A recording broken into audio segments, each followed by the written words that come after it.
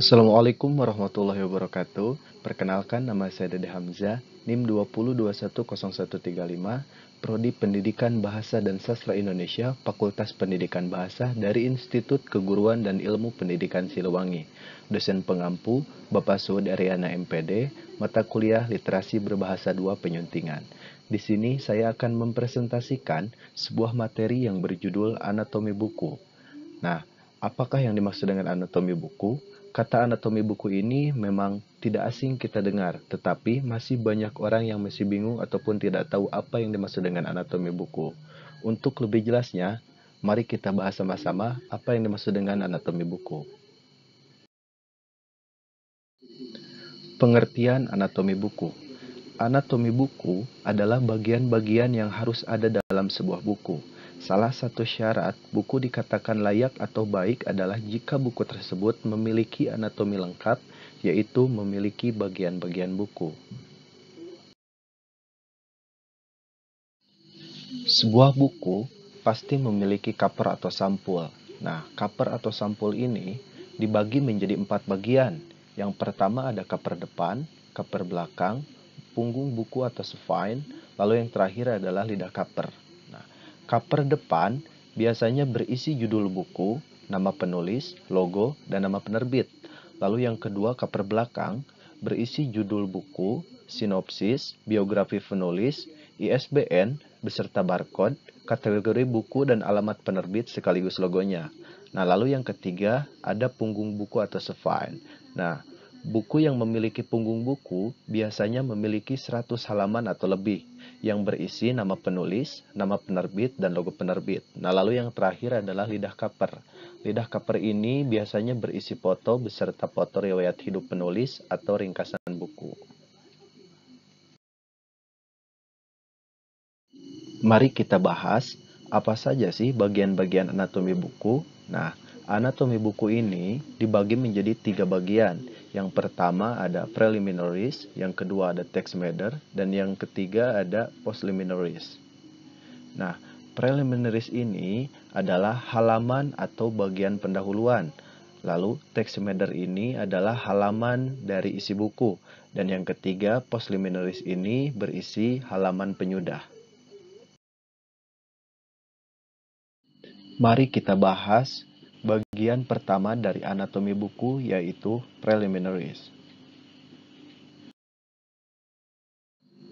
Preliminaries, halaman atau bagian pendahulu, dibagi menjadi 9 bagian.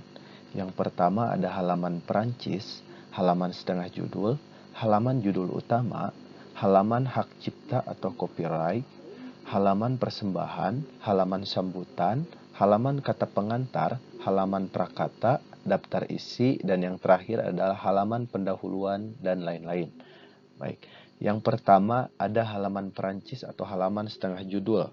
Nah, tidak semua buku memiliki halaman Perancis. Halaman Perancis terletak sebelum halaman judul. Pada halaman Perancis ini hanya berisi judul buku saja. Nah, lalu yang kedua ada halaman judul utama. Halaman ini muncul setelah halaman Perancis. Pada halaman judul utama berisi judul, subjudul, nama penulis, nama penerjemah untuk buku yang memang diterjemahkan, dan nama penerbit lalu logo. Nah, lalu yang ketiga ada halaman hak cipta atau copyright. Nah, halaman hak cipta ini berisi judul, identitas penerbit, penulis, termasuk tim yang memang terlibat selama proses editorial. Nah, lalu ada halaman persembahan. Nah, halaman ini berisi ucapan terima kasih dari penulis kepada pihak-pihak tertentu yang memang dianggap berjasa atau memiliki kontribusi besar selama proses pembuatan buku berlangsung. Nah, biasanya pada halaman ini juga ada yang menyelipkan moto hidup. Nah, lalu yang selanjutnya ada halaman sambutan. Halaman ini berisi sambutan yang disampaikan oleh lembaga ataupun perorangan yang memang dianggap berkompeten. Nah, ada juga yang memang menyebutnya sebagai sekapur sirih. Tidak semua buku memiliki halaman sambutan ini. Jadi, halaman sambutan ini bersifat opsional, boleh ada dan juga boleh tidak. Nah, lalu yang selanjutnya ada halaman kata pengantar. Nah, kata pengantar berisi sedikit ulasan buku atau ulasan atas karya penulis. Kata pengantar biasanya ditulis oleh editor karena editorlah yang dianggap lebih mengetahui isi buku yang dieditnya. Nah, lalu ada halaman prakata. Nah, prakata ini ditulis oleh penulis sebagai pemandu sebelum pembaca memasuki materi atau isi buku. Nah, prakata ini diuraikan tentang tujuan, ulasan isi buku, dan harapan penulis dengan diterbitkannya buku tersebut. Nah, lalu ada daftar isi. Nah, tujuannya dibuat daftar isi ini adalah untuk memudahkan pembaca mencari halaman isi yang berkaitan dengan tema tertentu dari materi buku tersebut. Nah, lalu yang terakhir ada halaman pendahuluan dan lain-lain. Nah, halaman ini ada tepat sebelum sampai pada isi buku. Halaman pendahuluan ini bersifat opsional, boleh ada dan juga boleh tidak. Bagian kedua dari anatomi buku adalah text matter atau halaman isi buku. Mari kita bahas. Text matter atau halaman isi buku dibagi menjadi 12 bagian. Nah, yang pertama ada judul bab, judul subbab dan sub-subbab, penomoran bab, paragraf, penomoran teks, perincian, kutipan, ilustrasi, tabel dan grafik, judul lelar, inisial, dan yang terakhir adalah catatan kaki. Nah, judul bab biasanya diawali dari penomoran bab pertama sampai terakhir dengan konsisten. Nah, judul bab ini angka atau hurufnya harus lebih besar dari subbab dan juga sub-subbab. Nah, lalu yang kedua ada judul subbab dan sub-subbab. Sama halnya dengan judul bab, setiap judul subbab dan sub-subbab pun harus dibuat konsisten. Nah, judul subbab dan sub-subbab ini dibuat lebih kecil dari judul bab. Nah, lalu yang ketiga ada penomoran bab. Nah, gaya atau sistematika penomoran bab pada buku itu berbeda-beda. Buku-buku yang bergenre buku ajar atau buku pendidikan, nah, biasanya itu penomorannya itu menggunakan angka Romawi ataupun angka Arab. Nah, akan tetapi pada buku-buku yang bergenre fiksi dan juga bergenre ilmu pengetahuan populer, nah biasanya lebih banyak menggunakan simbol-simbol seperti tulisan 1, 2, 3, dan seterusnya. Nah, tetapi juga ada yang menggunakan huruf seperti A, B, C, D, dan juga seterusnya. Nah, lalu ada paragraf. Nah, cara atau sistematika paragraf ini juga berbeda-beda.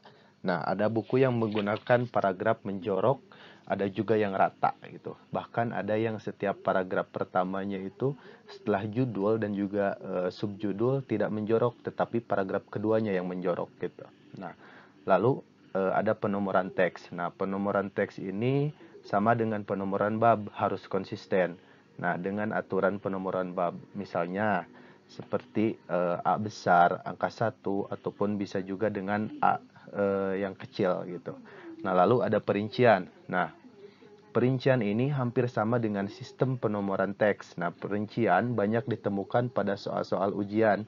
Perincian dapat berupa penjabaran, pilihan, dapat menggunakan nomor, bisa juga menggunakan angka. Nah, lalu ada kutipan. Nah, cara menulis kutipan ada dua macam, bergantung pada rujukan yang digunakan. Nah, seperti kutipan langsung dan kutipan tidak langsung.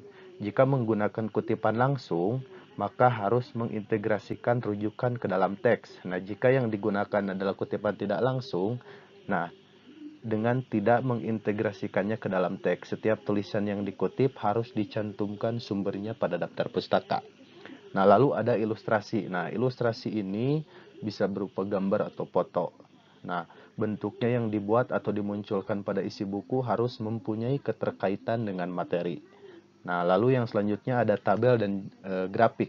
Nah, penempatan tabel dan grafik harus berdekatan dengan materi yang sedang dibahas gitu, karena harus berkaitan. Nah, jadi dalam satu halaman sehingga tidak terpisah antara tabel dan juga grafik dengan materinya. Nah, lalu ada judul lelar nih. Nah, judul lelar ini biasanya ditempatkan di atas atau di bawah teks. Namun, supaya tidak mengganggu keterbacaan, sebaiknya ditempatkannya itu di bawah. Nah, lalu yang selanjutnya ada inisial. Nah, biasanya tidak semua buku memiliki inisial. atau menggunakan inisial. Inisial ini berhubungan dengan perwajahan buku. Inisial adalah huruf pertama pada awal paragraf setelah judul bab. Nah, inisial ini dibuat sangat besar, jadi melebihi huruf yang lain gitu. Nah, lalu yang selanjutnya ada catatan kaki. Nah, catatan kaki ini adalah keterangan tulisan. Catatan kaki digunakan untuk beberapa keperluan. Nah, yang pertama bisa untuk menunjang fakta konsep dan gagasan, ataupun untuk memberikan informasi tentang sumber data, gagasan, dan yang lain secara relevan gitu. Lalu yang kedua, itu untuk memberikan penjelasan tambahan tentang suatu masalah yang memang dikemukakan dalam teks, atau untuk menjelaskan definisi istilah secara lebih cermat dan tepat. Nah, catatan kaki ini biasanya ditulis di baris paling bawah halaman sebelum judul lelar. Nah, biasanya ditandai dengan garis tidak penuh. Nah, besar hurufnya harus lebih kecil dari isi. Nah, ada juga memang yang menuliskan catatan kaki ini secara keseluruhan pada halaman postliminaris atau halaman penyudah. Nah, lalu bagian anatomi buku yang ketiga adalah postliminaris atau halaman penyudah. Postliminaris atau halaman penyudah ini dibagi menjadi 7 bagian. Nah, yang pertama ada catatan penutup, ada daftar istilah, lampiran, indeks, glosarium, daftar pustaka, dan yang terakhir adalah biografi penulis atau pengarang.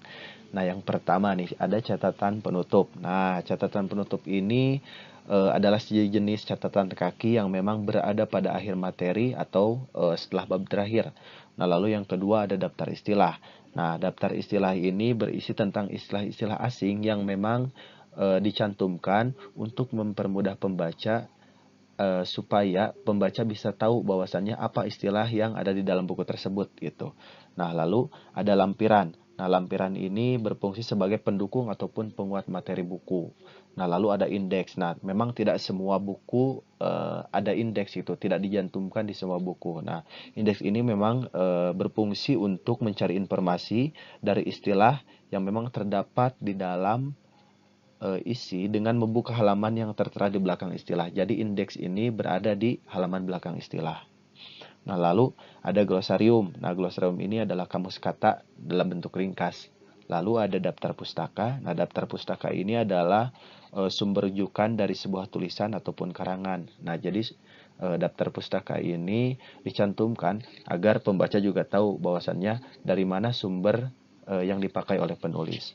Nah, lalu yang terakhir ini adalah biografi penulis ataupun pengarang ya. Nah, jadi biografi ini memang biasanya berisi tentang siapa dia gitu, apa aktivitasnya, karyanya apa saja yang telah dihasilkan, dan juga bagaimana kredibilitas dan juga kapabilitas dalam bidang ilmu yang ditulisnya. Seperti itu. Terima kasih kepada teman-teman yang memang sudah menonton dan juga menyimak mengenai anatomi buku. Semoga penjelasan singkat ini bisa membantu teman-teman semua mungkin yang ingin mengerjakan tugas ataupun ingin mengetahui apa yang dimaksud dengan anatomi buku. Ya, mohon maaf sebelumnya karena banyak kesalahan, saya juga masih belajar. Kritik dan juga saran dari teman-teman semua sangat saya harapkan untuk bisa memperbaiki saya ke depannya.